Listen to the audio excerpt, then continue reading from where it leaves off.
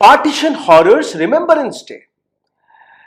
India Pakistan பிரிந்த அந்த நாளை, அங்க நடந்த கொடூரங்களை ஞாபகப்படுத்தக்கூடிய நாளாக இது பார்க்கப்பட வேண்டும். ஆகஸ்ட் 16ஆம் தேதி ஒவ்வொரு வருடமும் இதை நாம் ஒரு ஞாபக நாளாக கொண்டாட போகிறோமா? பாகிஸ்தான்ல இருந்து இந்தியா வரக்கூடிய பல சவங்கள், இந்தியாவிலிருந்து பாகிஸ்தான் சென்ற பல சவங்கள், இது அன்னைக்கு தான் தொடங்கியதா? இந்தியா பாகிஸ்தான் பிரிந்ததற்கான காரணம் யார்? நாம் படித்தது முகமது அலி ஜின்னா. ஆனால் இப்ப புதிய வரலாற்றை பிஜேபி எழுதி கொடுத்துள்ளது, ஆர்எஸ்எஸ் எழுதி கொடுத்துள்ளது. அதாவது சுதந்திர போராட்டத்தில் எந்த விதமான பங்கையும் அளிக்காத ஒரு அமைப்பு, 52 வருடங்கள் வரை இந்தியா சுதந்திரம் அடைந்து 52 வருடங்கள் வரை இந்தியாவுடைய கொடியை கூட ஏற்றிக்கொள்ளாத ஒரு அமைப்பு, இந்த நாட்டில் ஆர்எஸ்எஸ்ஐ பேனும் செய்தார்கள். இந்த நாட்டுக்காக முதல் தீவிரவாதியை கொடுத்த அந்த அமைப்பு இப்போ ஒரு புதிய பாடப்புத்தகத்தை கொடுத்துள்ளது. இந்த பாடப்புத்தகப்படி நீங்க பார்த்தீர்கள்னா, இந்தியா பாகிஸ்தான் பிரிந்ததற்கான காரணம் 3 பேர். முதல் நபர் முகமது அலி ஜின்னா. அவருடைய ஆசை, அவருடைய ரிக்வெஸ்ட், இந்தியா பாகிஸ்தான் பிரிந்து விட வேண்டும். இஸ்லாமியர்களுக்காக தனி நாடு, இந்துக்களுக்காக தனி நாடு. இஸ்லாமியர்களுடைய மதம் வேற, இஸ்லாமியர்களுடைய முறைகள் வேற, இஸ்லாமியர்களுடைய கல்ச்சர் வேற, இஸ்லாமியர்களுடைய அந்த உணவு பழக்கங்கள் வேற. இந்துக்களுக்கான கடவுள் வேற, கிரந்தங்கள் வேற, முறைகள் வேற, உணவு பழக்கங்கள் வேற. அதனால் இந்துக்களுக்கு ஒரு தனி நாடு, இஸ்லாமியர்களுக்கு ஒரு தனி நாடு. இது முகமது அலி ஜின்னா கேட்டுக்கொண்டதாக அந்த விஷயத்தை காங்கிரசினர்கள் ஏற்றுக்கொண்டு அதை லார்ட் மவுண்ட் பேட்டன் இம்ப்ளிமெண்ட் செய்ததாக இந்த பாடப்புத்தகத்தில் எழுதியிருக்கிறது. இதுல என்ன உண்மை, என்ன பொய்? ஏன்னா இப்போ என்சிஆர்டியோடைய ரிசர்ச் டீம் படி பார்த்தீர்கள்னா ரொம்பவே ஆழமாக ரிசர்ச் செய்து நாங்கள் இதை கொண்டு வந்திருக்கிறோம். பிஜேபி எந்த வரலாற்றை திருத்தி எழுதினார்களோ அதை நாங்கள் திருத்தமாக உண்மையை கொண்டு வந்து சேர்த்திருக்கிறோம். என்சிஇஆர்டி சிபிஎஸ்இ சிலபஸ்களை சரி பார்ப்பதற்காக கொண்டு வருவதற்கான அந்த பொறுப்பில் இருக்கக்கூடிய அமைப்பு மத்திய அரசாங்கத்தின் ஒரு அமைப்பு. இவர்களுடைய பொறுப்பு இந்த நாட்டில் இருக்கக்கூடிய குழந்தைகள் என்ன படிக்கணும் என்கிற அந்த விஷயத்தை கொண்டு வருவதற்கான அந்த வேலையை பார்ப்பது, புத்தகங்களை அடிப்பது, அதற்கான சிலபஸ்களை தயார் செய்வது. இது ஒரு புதிய மாடியூலா பார்ட்டிஷன் ஹாரர்ஸ் ரிமெம்பரன்ஸ் டே என்கிற இந்த பெயரில் இந்த புத்தகம் வெளிவந்திருக்கிறது. ஆன்லைன் காப்பி இருக்கு, அதற்கான பிடிஎஃப் வெர்ஷனை நான் கீழே லிங்கில் கொடுத்துருவேன். இன்னும் ஒரு சில நாட்களில் இது ஒரு புத்தகமாக உங்கள் வீட்டில் இருக்கக்கூடிய 6ஆம் வகுப்பிலிருந்து 12ஆம் வகுப்பு படிக்கக்கூடிய அனைத்து மாணவர்களுக்குமே இது கிடைக்கும். பாகம் 1, பாகம் 2 என்று. இதில் இருக்கக்கூடிய அந்த பிரச்சனை என்ன, பொய்கள் என்ன, அதையும் நாங்கள் அலசி பார்த்திருக்கிறோம். ஆனால் இந்த புத்தகத்தின் முதல் இன்ட்ரோடக்ஷனை நீங்க பார்த்தீர்கள்னா பிரைம் மினிஸ்டர் மோடியிலிருந்து தொடங்கி இருக்கிறார். அதே ஆர்எஸ்எஸ், இந்த ஆர்எஸ்எஸ் ஒரு துளி சுதந்திரத்திற்காக போராடவில்லையோ, இண்டிபெண்டன்ஸ்க்காக போராடவில்லையோ, அதே ஆர்எஸ்எஸ் அமைப்பின் ஒரு பிரச்சாரக் நரேந்திர மோடி. அதுதான் அவருடைய முதல் அடையாளம். அதுக்கப்புறம் குஜராத்தின் சீஃப் மினிஸ்டர், இப்போ பிரைம் மினிஸ்டர். அவர் கூறும்படி நீங்க பார்த்தீர்கள்னா, partition's pain can never be forgotten. India Pakistan பிரிந்த அந்த வேதனையை யாராலையுமே மறக்க முடியாது. ஆமாம், மறக்க முடியாது, அது உண்மைதானே. அங்கிருந்து லட்சக்கணக்கான சவங்களை நாம் இங்கே பார்த்தோம், இங்கிருந்து லட்சக்கணக்கான சவங்களை அங்கு அனுப்பினோம். அதை விட கேவலமான அசிங்கமான நேரத்தை யாராலுமே பார்க்கவும் முடியாது, அதை மறக்கவும் முடியாது, அது உண்மை. ஆனால் இந்த உண்மைக்கு பின்னாடி நீங்க செய்யக்கூடிய அந்த சூழ்ச்சியை, அரசியலை இதற்கு மேல் மக்கள் பார்த்து கொள்ள வேண்டும், புரிந்து கொள்ள வேண்டும். நீங்க அந்த ஷீட்டெல்லாம் பார்த்து கொண்டே இருக்கிறீர்கள், இப்படியெல்லாம் இந்த புத்தகத்தை ரெடி செய்திருக்கிறார்கள் என்று. என்சிஇஆர்டி வெளிவிட்ட இந்த புத்தகம் 2 ஸ்பெஷல் மாடியூலாக கொண்டு வரப்பட்டது. அதாவது ஸ்பெஷல் புத்தகங்களாக, சப்ளிமெண்டராக கொடுக்கப்படும். ஆகஸ்ட் 15ஆம் தேதி 1947ஆம் ஆண்டு இந்தியாவிற்கு சுதந்திரம் கிடைத்தது.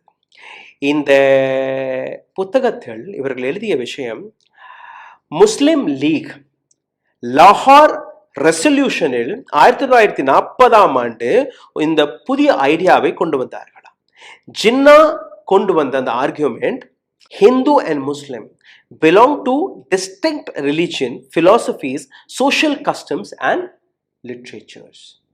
ஹிந்து அண்ட் முஸ்லிம் ரெண்டு பேருமே வெவ்வேறு விதமான மதங்கள், பிராக்டிசஸ், வெவ்வேறு விதமான கிரந்தங்களை ஃபாலோ செய்யக்கூடிய நபர்கள். அவர்கள் ஒன்றாக ஒரே நாட்டில் இருக்க முடியாது. இது முகமது அலி ஜின்னா லாகூர் ரெசல்யூஷனில் 1940 கூறினாராம். அதுதான் 1947 காங்கிரஸால் அக்செப்ட் செய்யப்பட்டு மவுண்ட்பேட்டனால் இம்ப்ளிமெண்ட் செய்யப்பட்டது. இதை இவர்கள் எடுத்து வைக்கிறார்கள். இது இந்த பாடப்புத்தகத்தில் இருக்கிறது. ஆனால் இல்லாத விஷயம் என்ன? ஹிந்து மகாசபாவுடைய பங்களிப்பு என்ன? 1938 என்ன நடந்தது? 40 நீங்க எழுதிட்டீர்கள். 42 என்ன நடந்தது? 41 என்ன நடந்தது? ஒவ்வொன்றாக அடுக்கடுக்காக அதற்கான உண்மைகளை நான் உங்களுக்கு கொண்டு வந்து சேர்க்கிறேன். நீங்க பாருங்கள், உங்களுக்கு புரிய வரும் என்ன நடந்தது என்று. 1938 முதல் ப்ரொபோசல் எங்கிறது வருது? ஹிந்து மகாசபா வழியாக. Hindu Mahasabha proposed a separate Hindu and Muslim nation territories in 1938. இந்த ஹிந்து மகாசபாவுடைய பிரசிடென்ட் யார்? வி.டி. சாவர்கர். அதே சாவர்கர் அவருடைய பிரெயின் சைல்டு தான் இந்த 2 nation theory, India and Pakistan. V.D. Savarkar, the president of Hindu Mahasabha, articulated a version of 2 nation theory in 1937. 1937 இந்த ஐடியாவை அவர் முன்னிறுத்தி வைத்து விட்டார். 1937 சாபர்மதி, குஜராத்ல இருக்கக்கூடிய சாபர்மதி கன்வென்ஷன்ல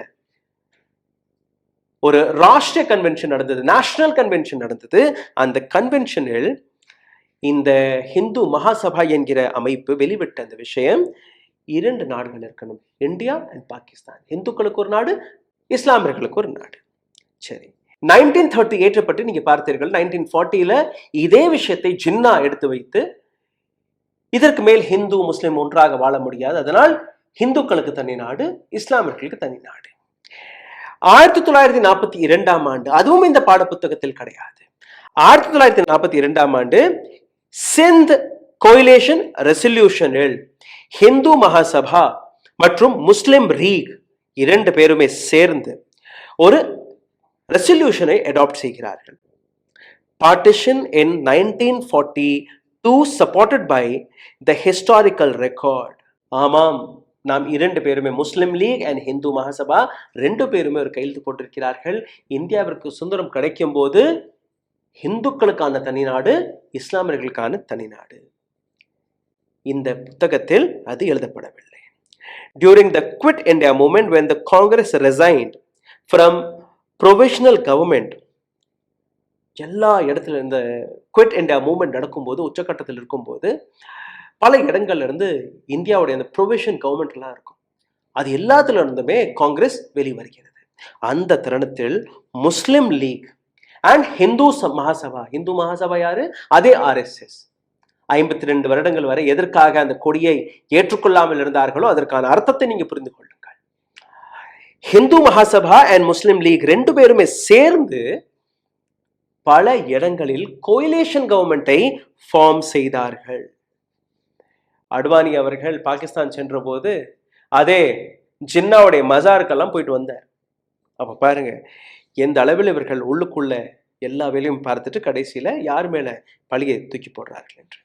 1943 NWFP கோயிலேஷன். இங்க என்ன நடந்தது? Hindu Mahasabha joining Muslim League in NWFP in 1943. Meher Chand Khanna, the finance minister, his accurate historical account confirmed that Mahasabha under leader with Savarkar formed alliance with Muslim League provinces like NWFP in Sindh and West Bengal 1942 to 1943. எத்தனை resolutions, எத்தனை கன்வென்ஷன்ஸ்கள்! இந்த 2 அமைப்புகளுமே Hindu Mahasabha and Muslim League, Jinnah and Savarkar ஒன்றாக நடத்தி வந்தார்கள். இது எல்லாமே ஹிஸ்டாரிக்கல் எவிடன்ஸ். எதுவுமே இந்த புத்தகத்தில் கிடையாது. இந்த புத்தகத்தில் என்ன? காங்கிரஸ் தான் குற்றவாளி. ஜின்னா கேட்டார், காங்கிரஸ் ஏற்றுக்கொண்டது அண்ட் இம்ப்ளிமெண்ட் செய்தது லார்ட் மவுண்ட் பேட்டன். 2 நேஷன் தியோரியை சப்போர்ட் செய்து எதிர்த்து பல உண்மைகள் இருக்கிறது. ஹிஸ்டாரிக்கல் எவிடன்சஸ்கள் இருக்கிறது. ஆனால் ஆர்எஸ்எஸ், பிஜேபி இவர்கள் மீது எழும்பக்கூடிய ஒற்றை கேள்வி, உங்கள் அமைப்பை சார்ந்த யாரு சுதந்திர போராட்டத்தில் இருந்தார்? ஒரு பேரை கூட அவர்களால் கூற முடியவில்லை. அதனால் இப்போ பிரைம் மினிஸ்டர் மோடியை குளோரிஃபை செய்து இது போன்ற மூத்த தலைவர்களுடைய பெயர்களை எடுக்காமல் 15th of August செங்கோட்டையிலிருந்து பிரைம் மினிஸ்டர் மோடி பேசும்போது கேட்டீர்களா? ஆஜ்தக் போன்ற டிவி சேனல் சாவர்கருடைய படத்தை போட்டு காட்டி வந்தார்கள். இந்த நாட்டிற்கு முதல் தீவிரவாதியை கொடுத்த அந்த அமைப்பு RSS பேன் செய்யப்பட்ட ஒரு அமைப்பு. இந்த நாட்டு தேச பிதாமா மகாத்மா காந்தியை கொன்ற அந்த அமைப்பு. ஆகஸ்ட் 15ஆம் தேதி இன்னைக்கும் இதே இந்து மகாசபாவை சார்ந்த நபர்கள் மகாத்மா காந்தியோடைய அந்த படத்தை துப்பாக்கியால் சுட்டுக் கொள்ளக்கூடிய வேலையை பார்த்து வருகிறார்கள். இன்னைக்கு கூட அது நடக்கிறது. எந்த விதமான ஆக்ஷன், எந்த விதமான கம்ப்ளைண்டும் எழுதப்படுவதில்லை. இன்னைக்கும் அந்த அமைப்பு இருக்கிறது. ஆனால் அந்த அமைப்பை பற்றி ஒற்றை வார்த்தை கூட இவர்கள் எழுதவில்லை. அப்போ உங்களுடைய குழந்தைகள் எந்த விதமான புத்தகத்தை படிக்க போறார்கள்? எந்த விதமான தவறான விஷயங்கள் எடுத்து வைக்க போறார்கள்? சரி, காங்கிரஸும் அதில் இருக்கிறது என்றால் அதே நேரத்தில் நீங்க இந்து மகாசபாவை எதற்காக மறந்தீர்கள்? சாவர்கர் எதற்காக மறந்தீர்கள்? RSS உடைய பங்களிப்பை எதற்காக மறந்தீர்கள்? அதுவும் இந்த புத்தகத்தில் சேர்க்கப்பட்டால் தானே அது முழுமையான ஒரு பாடப்புத்தகம். நீங்க சொல்லும்படியே ஏற்றுக்கொள்ளலாம். காங்கிரஸும் அதில் இருந்தது. காங்கிரஸ் அப்போ இருந்த பொறுப்பில் இருக்கக்கூடிய நபர்கள். சர்தார் வல்லபாய் பட்டேல் அவருடைய ஒரு ஸ்டேட்மெண்ட் இங்கே எழுதப்பட்டிருக்கு. I am not in favour of partition. நானும் இந்த பிரிவினைக்கு ஒத்துப்போகவில்லை, எனக்கு எது பிடிக்கவில்லை. ஐ எம் அகேன்ஸ்ட் இட், நான் இதை எதிர்க்கிறேன். But we have to accept it as a bitter medicine. அப்படி இந்த இந்தியா பாகிஸ்தான் பிரியவில்லை என்றால் ஒரு சிவில் வார் தொடங்கிவிடும். அந்த சிவில் வாரை தடுப்பதற்காக இது தேவை என்று அவர் எழுதியிருக்கிறார். இது மட்டுமல்ல, மகாத்மா காந்தி அவருடைய கோட்டும் இங்கே இருக்கிறது. If the Congress wishes to accept the partition, it will be again my advice, but I will not oppose it violence or anger. Congress இதை ஆக்செப்ட் செய்தால் அது அவர்களுடைய இஷ்டம். ஆனால் இதை நான் எதிர்க்கிறேன். இதை நான் வயலன்ஸாக எதிர்க்க மாட்டேன், கோபத்தை காட்ட மாட்டேன். ஆனால் எனக்கு இது வேண்டாம், இந்தியா பாகிஸ்தான் பிரியக்கூடாது. ஜவஹர்லால் நேருவுடைய ஸ்டேட்மெண்ட்டையும் போட்டிருக்கிறார்கள். We have come to a stage when we must either accept division or face continued conflicts and chaos. தருணம் வந்துவிட்டது. இதை நாம் ஏற்றுக்கொண்டே ஆக வேண்டும். இதை ஏற்றுக்கொண்டு அமைதியாக இருப்பதா அல்ல வரக்கூடிய கான்சிக்வன்சஸை பார்த்து பிரச்சனைகளை சந்திப்பதா அவர் எழுதியது. முகமது அலி ஜின்னாவுடைய ஸ்டேட்மெண்ட்டும் இருக்கிறது. Hindu and Muslim belongs to two different religion, philosophies, social customs and literature. To yoke together two such nations under single state must lead to growing discontent and final destruction. The Muslim are a nation by any definition. வெவ்வேறு மதங்களை சார்ந்த நபர்கள் தான், வெவ்வேறு கிரந்தங்களை படிக்கக்கூடிய நபர்கள் தான். அதனால் ஒரே இடத்தில் ஒரே நாட்டில் இதற்கு மேல் வாழ முடியாது. ஜின்னாவுடைய இந்த அட்வைஸ். இப்போ இந்த புத்தகத்தை வைத்து நீங்க எதை எடுத்துக்காட்ட போறீர்கள்? எதை எடுத்துக்காட்ட பார்க்கிறீர்கள்? 1938ஆம் ஆண்டு நீங்க மறந்துட்டீர்கள். 42 நடந்தது மறந்துட்டீர்கள். இதே முஸ்லிம் லீகுடன் கைகோர்த்து நீங்க அரசாங்கத்தை நடத்தியது அதை நீங்க மறந்துட்டீர்கள். சாவர்கருடைய அந்த ஸ்டேட்மெண்ட்டை மறந்துட்டீர்கள். உங்களுக்கு ஞாபகம் இருந்தது காங்கிரஸ் பார்ட்டி. எப்படி இந்தியாவில் என்ன நடந்தாலும் நெஹ்ரு தான் காரணம் என்று கூறுகிறீர்களோ அதே போன்று இந்தியா பாகிஸ்தான் பிரிந்ததற்கான காரணம் காங்கிரஸ்.